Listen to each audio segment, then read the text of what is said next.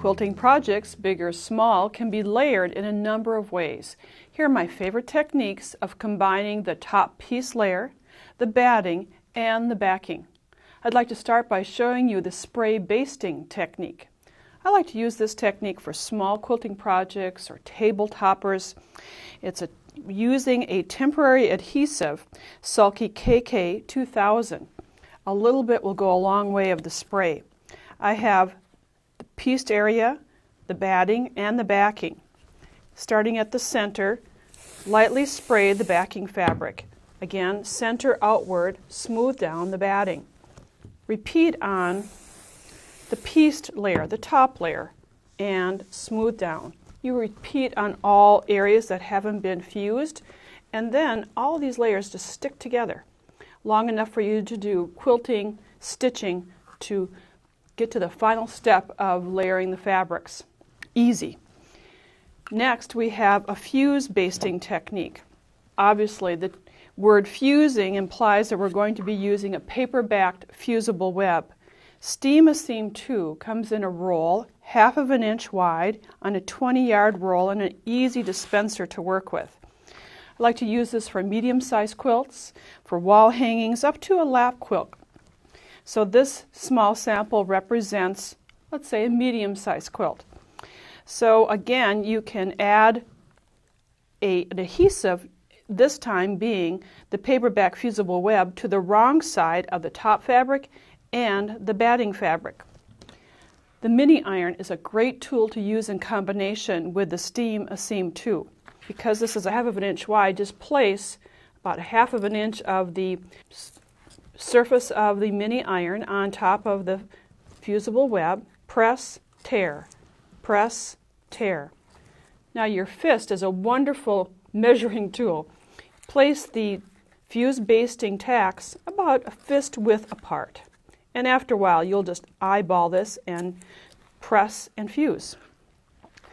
After you have done the pressing on the backing fabric, you can remove the tape, the paper side, and just peel that off all the way around. Then you would lay down the batting fabric and repeat the technique of fusing down the Steam Seam 2 every 3 to 4 inches on the wrong side. It's really quite fast. Then again, remove the paper. Let it dry for, cool down, not dry, cool down for 3 or 4 seconds before you remove the paper. As I mentioned, that paper sometimes likes to stick, and that's a good thing. Remove the paper and then layer the areas together. I'm just going to slide a pressing surface on the underside. Sometimes I work right on my ironing board and press the layers together, working again from the center outward.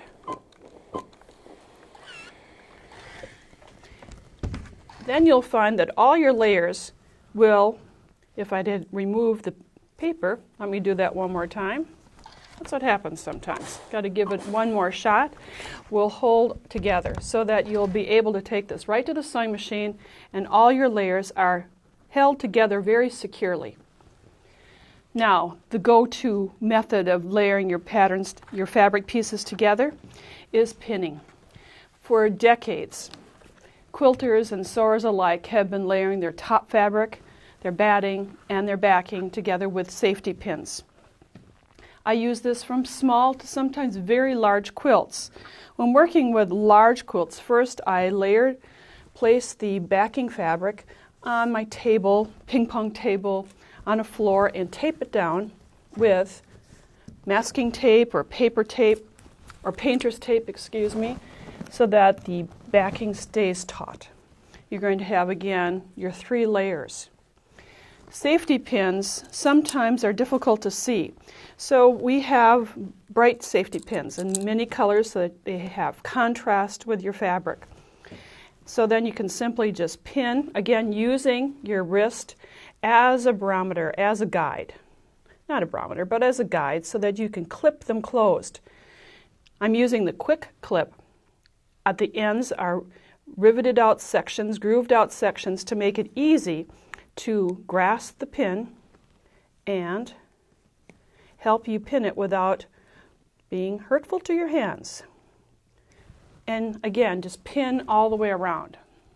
At Nancy's Notions, we have many new products being sent to us, and this one is an improvement on just using safety pins or an alternative.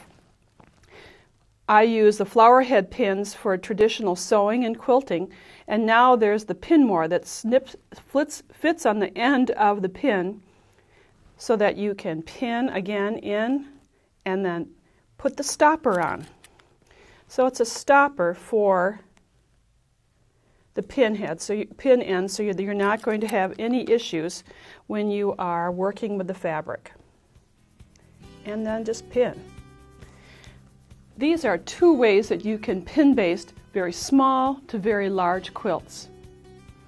Nancy's Notions offers a full selection of sewing notions to test out your new sewing or quilting skills. Order your supplies today.